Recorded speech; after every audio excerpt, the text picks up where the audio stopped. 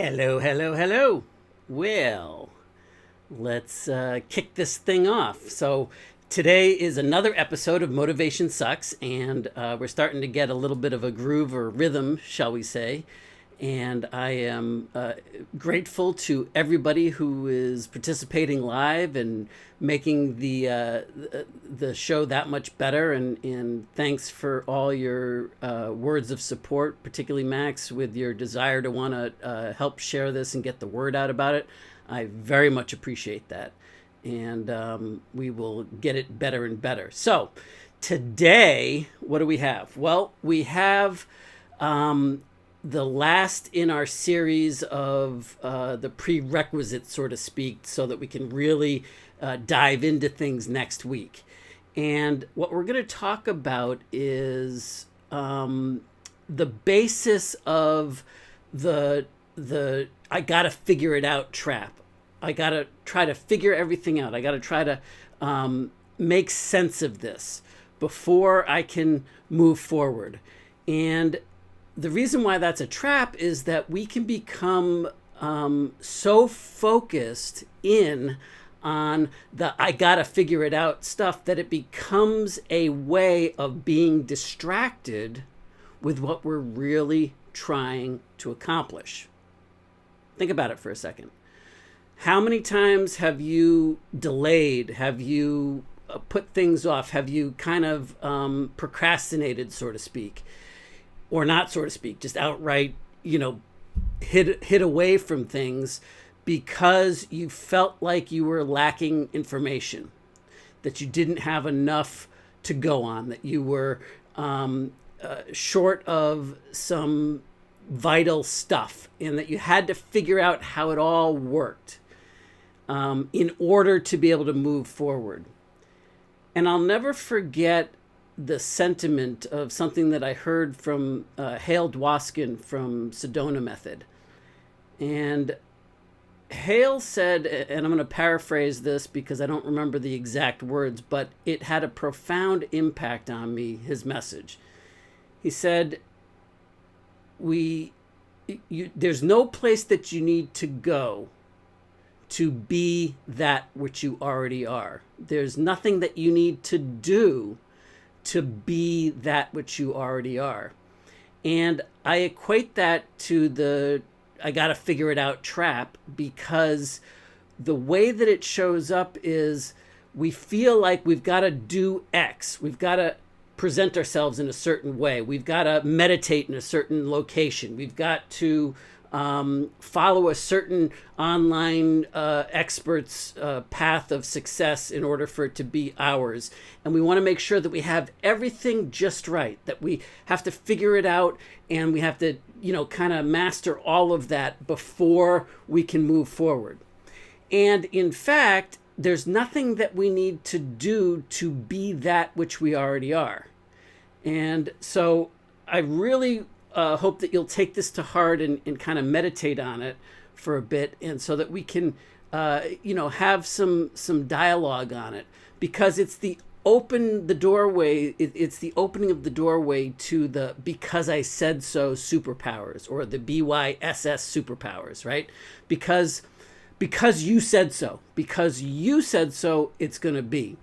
And that's really, what we've been discussing all along, and really what the whole goal of Motivation Sucks is all about, is to give us the tools to intentionally shift from a path of being motivated by outside circumstances and to be internally driven, to be inspired, to take inspiration-based action.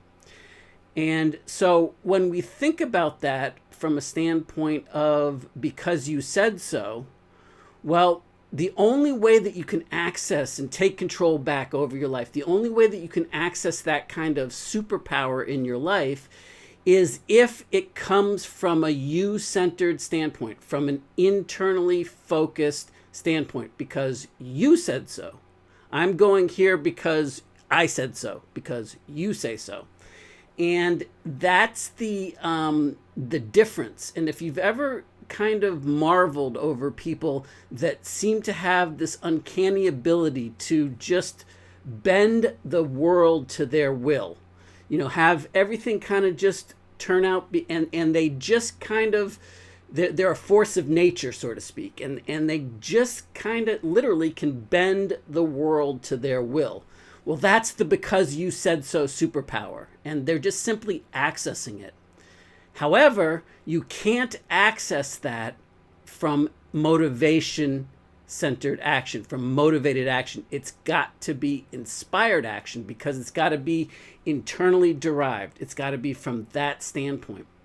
So what I'm going to do now is I'm going to play another portion of the interview that I've been playing yesterday, and I believe, kind of just started with it yesterday, but it's a different area of the interview, and I'm going to come back and forth in between it so that we can create a little dialogue, ongoing dialogue, as it were, to really make things hum. Okay? So we'll be back and forth here, as well as wrap this all up in preparation for next week in our 360-degree success breakthrough. All right, see ya.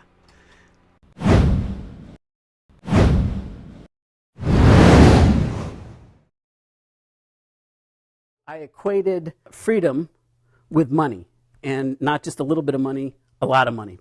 For me, I had to become a millionaire, so that became the focus. So I became a motivation junkie, a self-help junkie, a personal development junkie, which means that, of course, I bought all the books and tapes. I read, went to all the seminars, went to all the late night infomercials, watched them, bought all those programs. And by the time I was, I guess, 23, 24 years old, thereabouts, I had over $65,000 worth of the training programs that I had accumulated in the pursuit of that freedom that I wanted, that quest to silence that pain of the fear of that abandonment, to overcome that, to give myself that space, right? Did I have the money? No. Did I have the even some of the success? Well, I was stuck in that cycle where I got excited. I got the next book or the next audio tape program, and it was the cassette programs, not 8-track, but cassette programs way back then. I'd pop it in. I'd get real excited and jacked up with the potential, with the hope that I saw in it, that this time it's going to be different. And you know what? I learned a lot. I got a lot of great insights in there. And a lot of it was groundbreaking. A lot of it was good shit that was, incredible stuff. But it wasn't incredible for me then. And what I mean is that it didn't work for me then, or it only worked temporarily, because I experienced what I call the snapback. And I'm sure that you can relate to this on some level, where we have a modicum of success, and all of a sudden we are starting to see some sort of breakthrough, and it's good for a time, but then it snaps back to the way things were. It's like the yo-yo dieting, right? We lose a little bit of weight, but then we yo-yo back up, and we gain the weight back and more. The people that win the lottery, it's almost cliche now, but 99.9% of the people that have won the lottery are dead broke, or worse than dead broke today, because they've lost the money. So let's pause here for just a second and kind of chat about just this insight alone. The yo-yo dieting parallel, as well as the lotto parallel, because I think part of the where we have to figure it out trap, I got to figure this out and I got to make it all make sense trap that we fall into, is a result of us trying to think about, like, once we finally get there, then I can be happy. When I finally get to win the lotto, I'll be happy. When I finally get to my ideal weight, then I'll be able to attract the relationships that I want in my life and have the kind of things in my life that I want to have.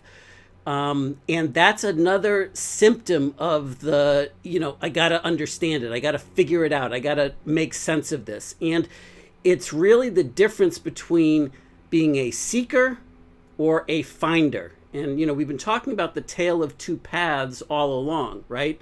And which one you've been walking or want to walk, and making the distinction of being able to walk it intentionally. So the tale of two paths, where we're talking about the collector versus the builder, the motivated action versus inspired action. Those are all two paths. Well, we also have the seeker path, which is connected with motivated action. We've got the seeker path, and of course we've got the finder path. The actually seeing those results that we want to see in our life, having the success that we want to have in our life. So that's where I think the core understanding, or the foundational understanding, if you will, of what it means to be driven by motivated action over inspired action. Be driven by having to seek the next idea. I want to have, we talk about the bright, shiny object syndrome so often that it has become cliche, and we just chalk it up to saying, yeah, it's just that. But why? Why is it? It's because we're addicted to seeking. We're addicted to, wanting the next idea, the next breakthrough, because it's always the perpetual seeker, never the haver of the ideas, never the finder, never being able to be satisfied, because it's always on your horizon. So that's connected to this yo-yo dieting and the snapback loop that I'm talking about, and about to give a personal example from my life on this. But when you start to really dig into this, and you start to see how this is taking hold in your life, that's where we can start to really make some ideas. I see Gene just chimed in. I never suffer from the bright, shiny object syndrome. Gene, it was funny that you said that, because I was thinking about you in that very moment that I said that. So you must have picked up on my connection. The psychic hotline must have reached you. Anyway, thanks for joining us, Gene. So anyway, when we talk about the yo-yo dieting and the winning the lotto symptoms, those are all the and then bouncing back, having the snapback, and then not having the results that you want to have in your life. That's where we start to see that it's all intertwined, it's all interconnected. So if you get your ideas, or you get your you get some results that you want in your life for a little bit, and then all of a sudden it stops happening, or it snaps back, and then you're back to the same old way that it always was, or perhaps worse, where you're just on that up and down merry-go-round, so to speak, that and then it's like you can't seem to win for losing. Does that make sense?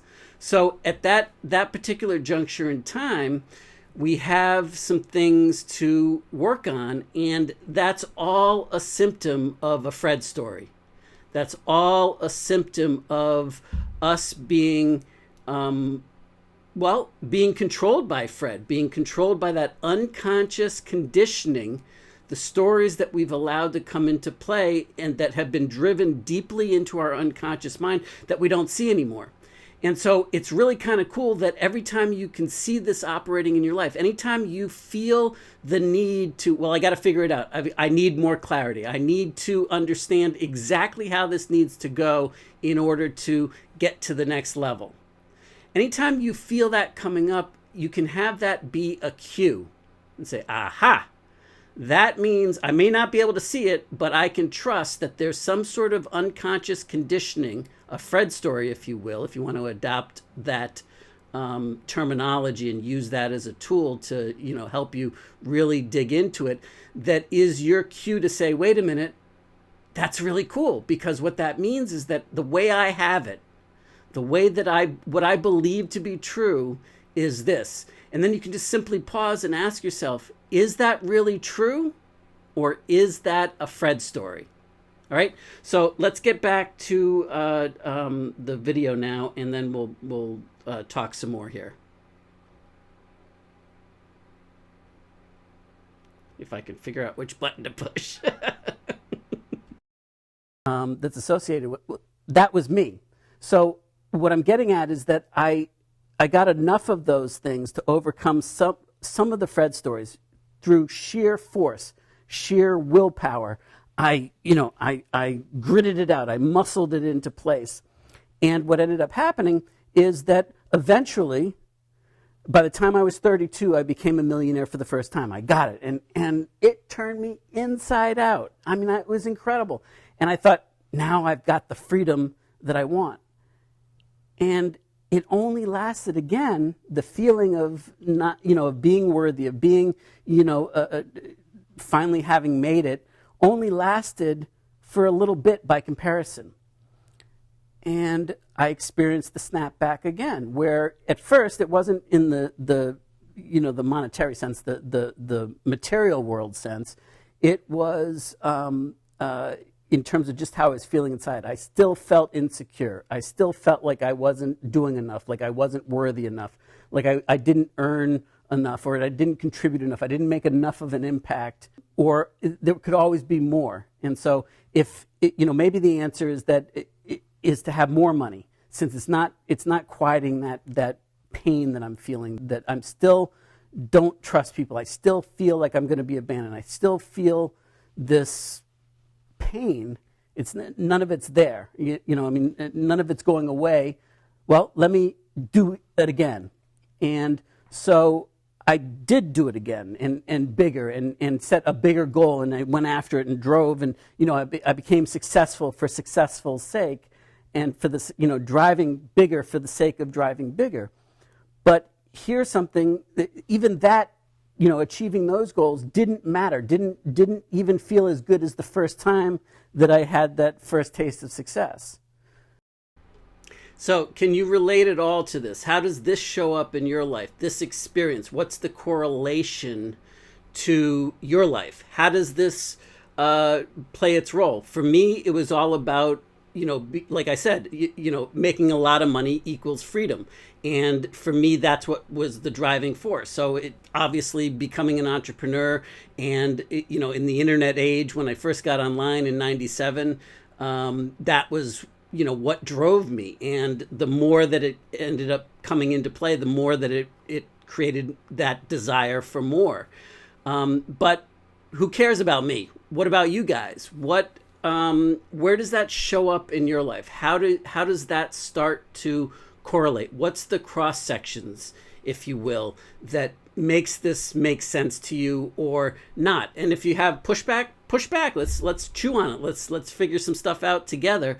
But I think that you can start to enjoy this from a standpoint to know, A, you're not alone, and B, there is a solution to this, so that you can figure your way out of this, not figuring it out, but actually find your way out, not to seek your way out, but to actually find successfully your way out. All right, so let's continue.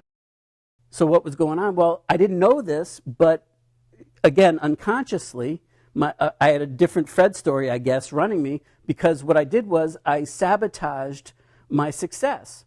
And so I lost all my money, and I went broke. And then I made it all back again. And somehow the comeback kid, right, that story of the comeback felt even better than doing it the first time, because I overcame it. I was Fred now, and not only did I get stuck in that jar once, but and wrestle my way out, but now I did it again. I'm coming back, and I'm not letting, and so what ended up happening from the time that I became a millionaire the first time to the time that I was 42, when I had, basically a nervous breakdown, a midlife crisis at 42, was that I made and lost millions. When I turned 42, I stopped and I said that this sucks.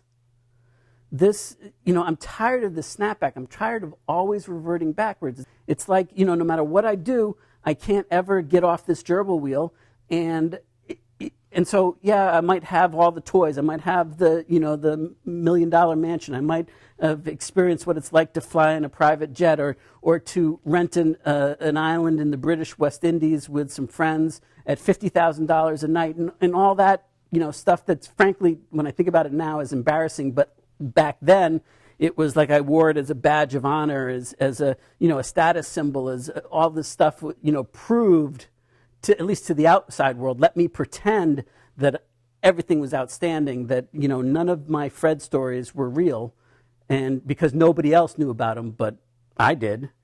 The only problem is I didn't know that they were running me. And so that was the beginning of really starting to do some soul searching and look for what are some things that I can do. And I really... So where does that show up in your life? I mean, like, can you see how it's possible at this point that we have this idea about what success is supposed to look like? That it's got to look a certain way, that it's got to breathe a certain way. And did we choose that ourselves, or did a Fred story define that for us? And I think that you'll find that more often than not, if you will examine it and ask yourself, is this true? Is this, why am I driving to this? What for? We talked about this, now it seems like a year ago, but it was only 2 days ago, or two episodes back.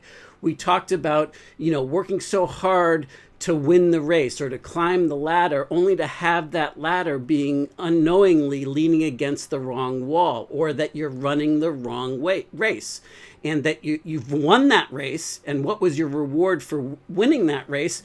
Well, the problem is that you didn't know what race you were actually running.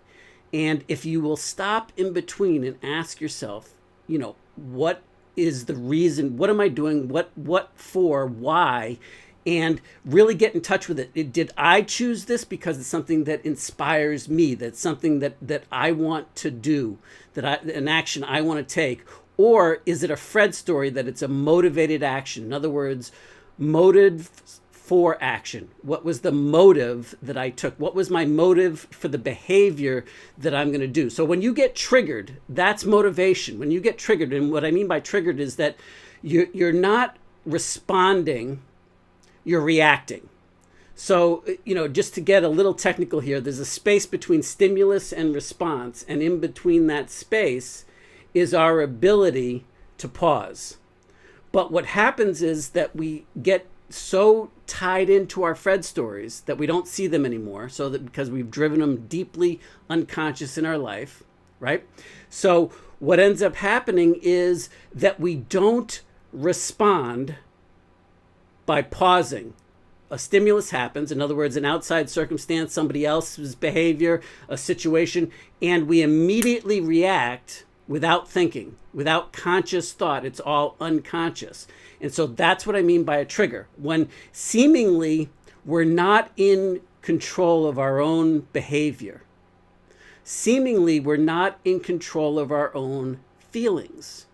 Seemingly we're not in control of what we're allowed to think, what we're allowed to do, who we're allowed to become. All of this is seemingly true when we're in Fred story mode only. When we've allowed that to grow so deeply entrenched in us, that's when we lose sight of it. And if you just simply will pause and say, wait a minute, is that true, or is this a Fred story? And sometimes it might be true for you. You might decide that, yes, this is true. What am I trying to accomplish? Why am I trying to accomplish this? Now, if you're feeling bad, if you're feeling anything less than joyful and optimistic and excited and courageous about where you're going and that type of energy, then very often, if you will stop and examine that why you're feeling that is because you were triggered. Right? So you have an automatic reaction, which is the Fred stories. And as we talked about yesterday, if I choose to ignore a Fred story and go, la, la, la, la, la, la, la, I can't hear you, can't see you, I'm pushing you away, I don't want to have you anywhere in my energy space anymore. Great, consciously, but unconsciously, Fred's still there. And Fred's still calling the shots unconsciously. The only difference now is that you're not observing your unconsciousness. And so what's happens is that you think it's fact. You think it's reality. And in fact, it is your reality because you believe it to be true. Let me say that again. It is your reality because you believe it to be true. Okay? So that's the really big pieces of that. So if you're feeling joyful and optimistic, and you believe that the outcome is going to be what you want it to be, what you expect it to be, then that's the reality that you'll end up seeing. And likewise, if you're apprehensive about the future, if you're concerned about the future, then that's the reality that you're going to end up seeing. So I hope that this is helpful to you and that you can start to digest some of this stuff, because just to kind of bring it full circle here and take the full circle off the screen there, because I was double superimposed there. Just to bring this full circle and to give you the tools, so to speak, on how you can deal with this and how you can observe this. Well, when we are looking for a particular result in our life, and we say, well, if I only had this result, if I could only see these things happening in my life, if I only experienced this in my experience, then I would feel better. Then I would behave differently. You know, if I was a millionaire, then I'd be happy. And that was my one for a long time, right? Like if I was made a lot of money, if I was a millionaire, then I'd be free. Then I could experience the freedom that I wanted to experience, that I deserved to experience, right? So, but the problem is that I'll never see those results until I internalize it, and it's a mental journey first. First and foremost, it's mental. So just stick with me here for a second, because what happens is that when we're feeling bad about something, can we feel anything bad unless we're replaying a story or a previous time in our life that was in our past? In other words, if we're just in the present moment now and we're not thinking about something that happened in the past, can we feel bad without going there? So when we feel apprehensive, when we feel anxious, when we feel excited or optimistic about the future, what's happens is that we're taking our past experiences, which until we learn to intentionally shift from that collector path over to the creator path, the builder path, and intentionally shift from Fred controlled to inspired action controlled, motivated action, inspired action. And until we make that transition intentionally, what ends up happening is that what we're looking at is we compare what we are anticipating for the future. What we are thinking about is that we're going to get more of the same results into the future. And if we're, apprehensive about it, if our energy is wonky about it, like we're worried about it, then what happens is that we're taking the past of our life, where something happened to us in the past, and we're reliving that experience now in this moment to be able to feel those emotions, to feel those things in this motion, in this moment in time, rather. And we're projecting that into the future. And we believe, the reason why we're apprehensive about the future is that we believe that that's what's going to happen. Well, here's the catch. Whatever we believe in becomes our reality. Whatever we believe to be true becomes real, quote unquote, real for us.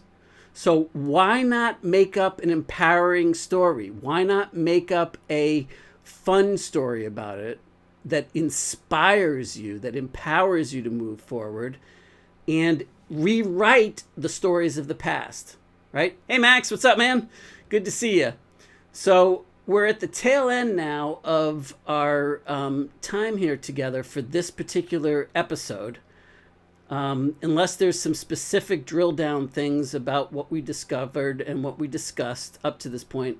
Max, if you wouldn't mind, so that we don't have to repeat the same thing again, when this is over, if you wouldn't mind, watching the video, the episode at a speeded up rate or whatever, so that you can really tune into what we're talking about here, because there was some really cool stuff on the interview that I played that I didn't cover yesterday. So I think you might find it really beneficial to build on that in preparation for next week.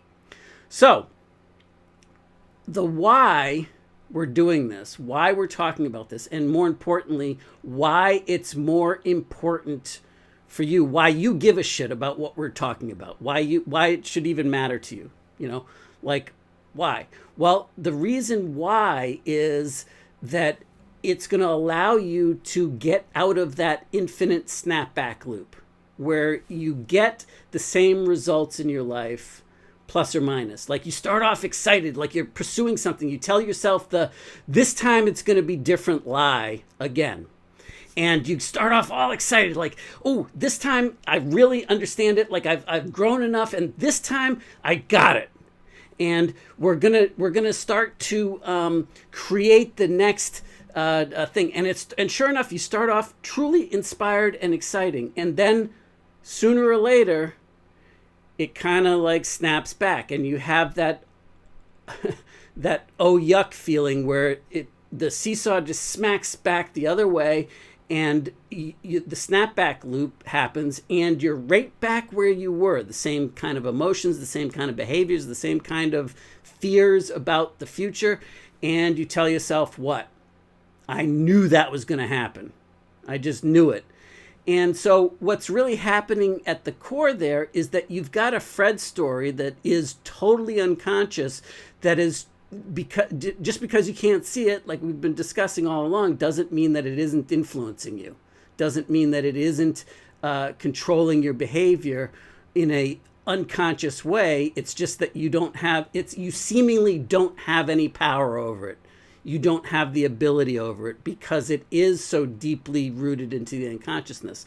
So the first way to start breaking this. So that's the why you want to do this. The what is what we've been talking about all the way through this. The how, the strategic, thin sliced how you can start to break this open for you. Well, we talked about a lot of these things in the interview video when I was going back and forth with you guys. But just to recap it, number one is to stop. Anytime you get triggered, when you feel that emotional trigger, when you're going after something and you're fearful that the results aren't going to be what you hope that they are going to be. Let's call it success online, or financial freedom, whatever that is. When you get triggered, when any kind of fear comes into play, then use that as a cue to say, I might not know what it is, but I'm going to stop for a minute here. This is my cue, that fear, the fact that I'm feeling less than inspired, less than empowered, less than joyful, less than excited about where I'm taking the future. What that can only mean is that I must have a Fred story that is running inside my unconscious mind, so deeply rooted that has my ability to, wait a minute, I can pause. That the situation is the situation. I can take a pause in the middle of the stimulus to observe the situation, to just stop for a second and see what the Fred story is, what the Fred is that is running the show. Okay? So, and then you can simply ask yourself, is that true? Is it true, or is it a Fred story? Is what I'm feeling right now, is it truth, or is it a Fred story that's disguising truth? And in that moment, and it doesn't matter whether it's whatever you answer, just is. I mean, like, there's no right or wrong answer to this. I'm just asking you or inviting you to pause and to reflect on it. And the more that you will do this, I think you'll find that the easier it gets in being able to observe your unconsciousness, the easier that it will get to shift from motivated action into inspired action. And that's where we're going to be going into next week. So we've laid the foundation this week in the 3 workshop episodes this week for being able to build forward next week.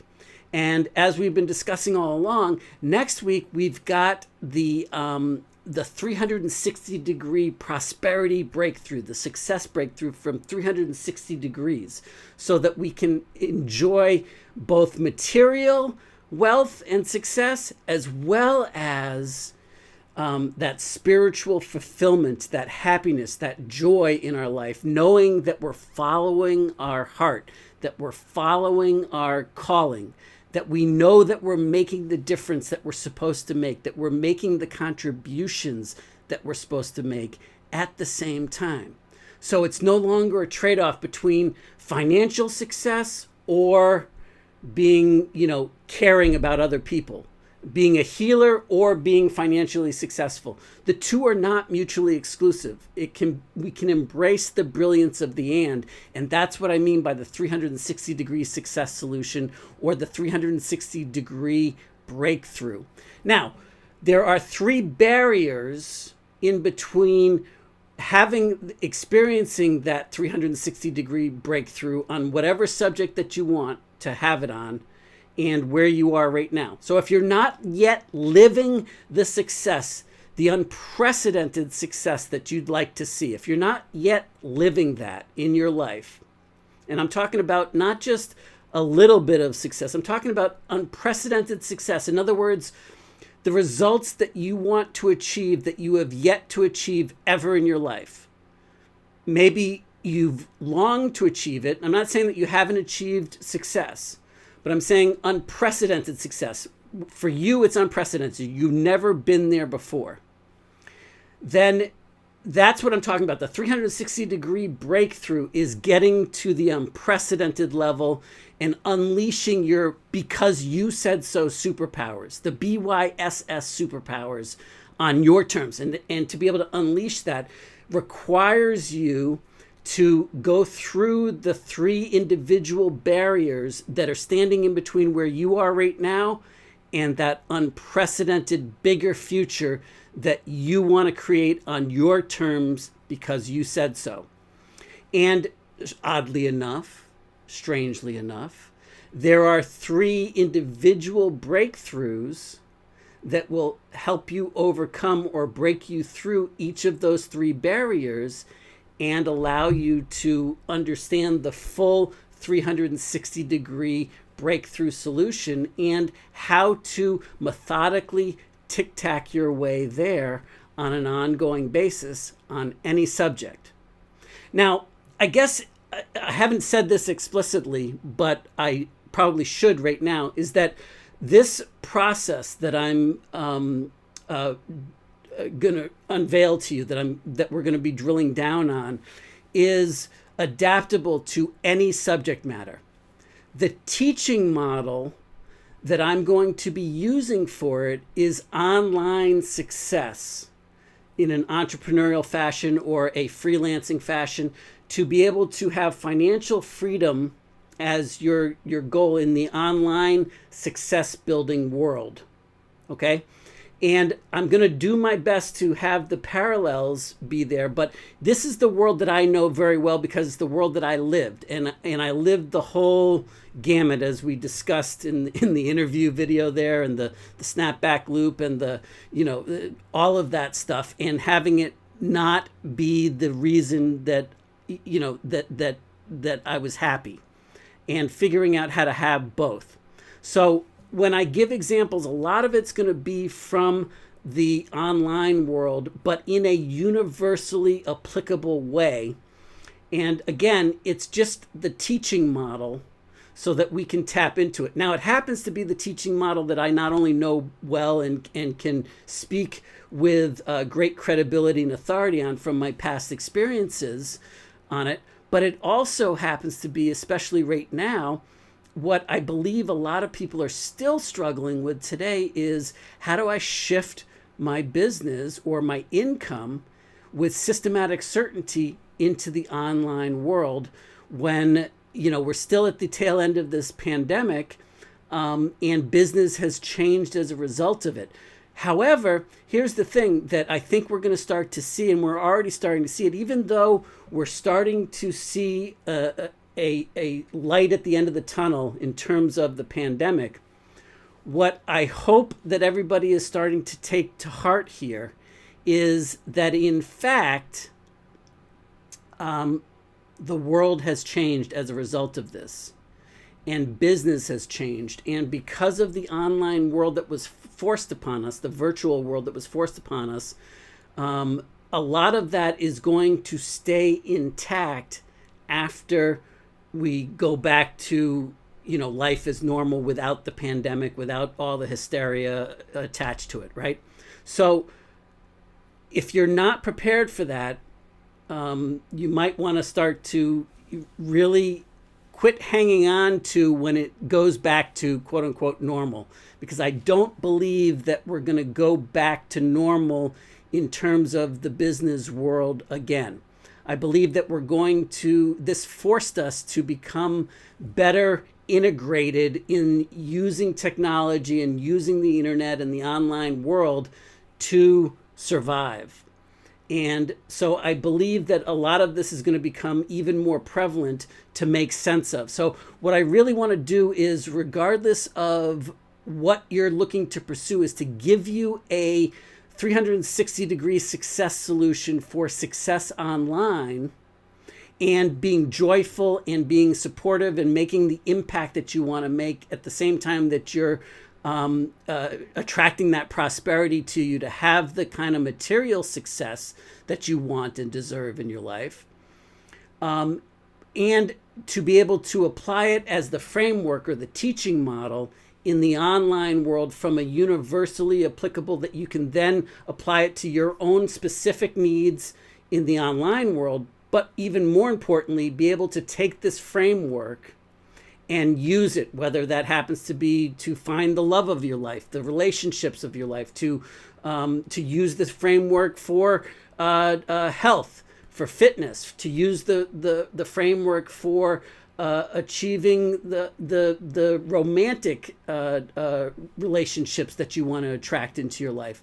Whatever that happens to be that you're looking to happen, this framework is universally applicable to across the board. But again, we're going to use developing the online success, the online business development process in a universal way. We're going to apply that as our teaching model as we go forward here, so that we have something to work with that makes sense, that will hopefully appeal to the large cross section, at the same time that we're then talking about, where else you can adapt this to, and not only how else can you adapt it to your particular situation of financial freedom, of spiritual fulfillment, both sides of the equation for you personally, but also how can you expand it beyond just finances, beyond just your professional life,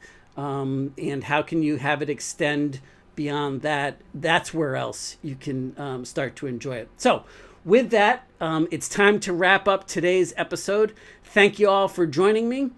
And remember, next week, we're going to start on the 360-degree success solution. And each of the 3 workshops is going to be about a different barrier and a different breakthrough to help you step up to the next level, so that we can start to pull all this together and give everybody the framework necessary to be able to make some magic happen. And hopefully we'll be able to intertwine some interactivity and make sure that we have some deep dive kind of coaching sessions and or just rap sessions, like back and forth. And I believe that Tom is excited about coming on, and I'm excited to have some fun with Tom.